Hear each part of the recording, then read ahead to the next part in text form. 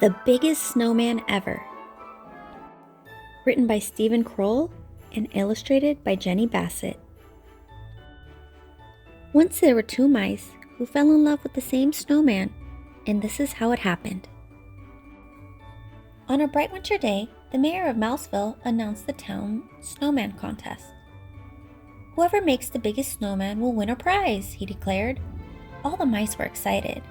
The judging of the contest will take place in 2 weeks, said the mayor. Good luck to you all.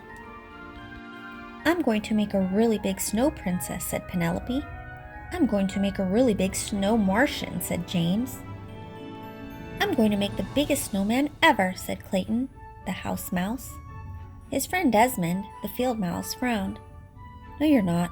I'm going to make the biggest snowman ever. Oh, yeah, said Clayton. Oh, yeah, said Desmond. That night it snowed and snowed. Huge drifts covered driveways, roads, and fields. It was the perfect beginning for a snowman contest. In town, Penelope began her snow princess, and James began his snow Martian. Out in the country, Clayton and Desmond began their snowmen. Clayton made a snowball and rolled it along the ground. The more he rolled it, the bigger it got. Before long, he had a large base for his snowman.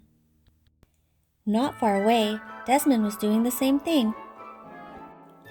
The next day, Clayton had a huge snowball for his snowman's belly. Not far away, Desmond did the same. That night, Clayton brought his dad out to see his snowman. Dad scratched his head. I don't know, son. It's going to be big, but I'm not sure it will be the biggest. Clayton smiled up at him. I'm just getting started, he said. Dad whispered in his ear, If you want to work faster, use a wheelbarrow to carry the snow. A little later, Desmond brought out his Uncle Vernon. I don't know, said Vernon. It's going to be big, but will it be the biggest? Desmond smiled. I'm just getting started, he said.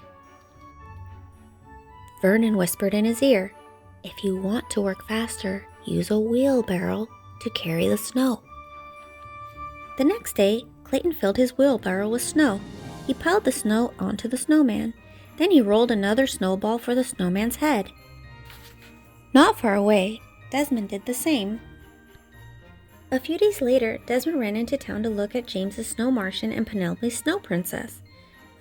He said, all of our snow people are the same size. That afternoon, Clayton made the same discovery. The next day, while working on his snowman, Clayton had an idea. He brushed the snow off his gloves and walked toward Desmond. At the same moment, Desmond had an idea.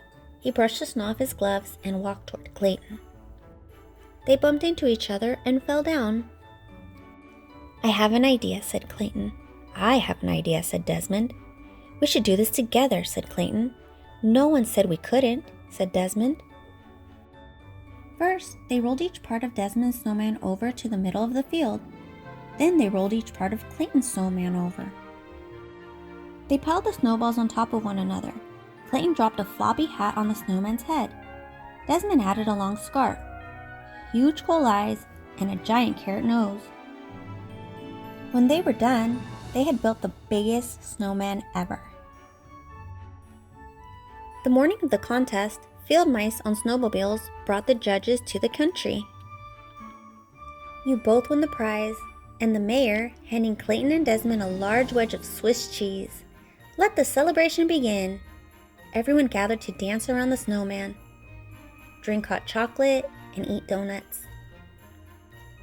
We did it, said Clayton and Desmond, jumping up and down. We did it together.